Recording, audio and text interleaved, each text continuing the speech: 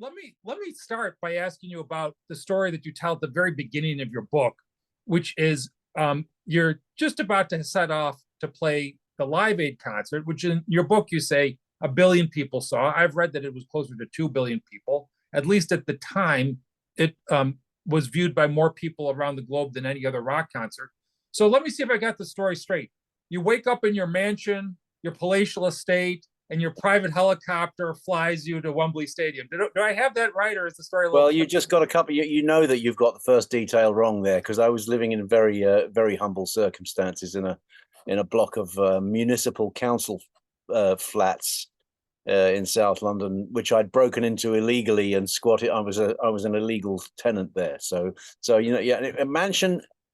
Now maybe we're borderline mansion territory, but right then we were in illegal squat territory. So I was in a tiny apartment, Victorian apartment. Yeah. Yeah, well, I know I got that wrong on purpose, just because I Yeah. thought that you paint a picture of enormous contrast between your sort of very modest day-to-day living, and then you're going to play before the biggest rock concert in history.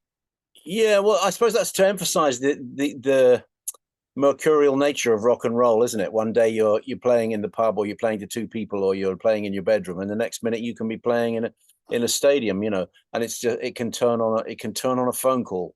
Yeah. So how did you get that gig? Well, I got the gig with Bowie from an A&R man at EMI Records after I lost a deal there.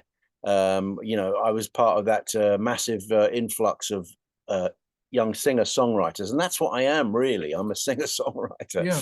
believe it or not. And we had a deal with EMI, and then we'd lost it because it didn't turn into fruit straight away. And that's what they were doing then. They were throwing money at things and then redlining them within a few months if they didn't do anything.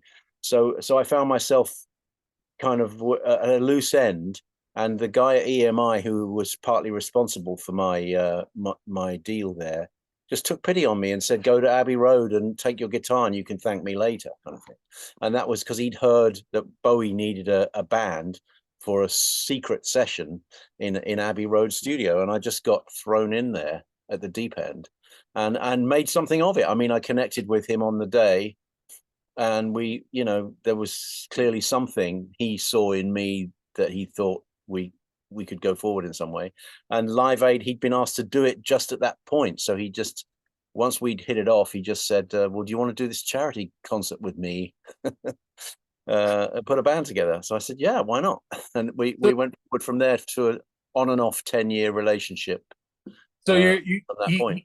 he characterized it as a charity concert, and you're thinking you're to play on the front lawn of like a boarding school or something. I had no idea. I mean, it wasn't announced or anything there. He just said, "Oh, Bob Geldof's asked me to do this charity gig," and I thought, well, it's Bowie. It can't be nothing. It's got to be something. And then, of course, when it was announced, and there was an inkling of what was happening around the "Do They Know It's Christmas" record and all Yeah. that, which was a big hit.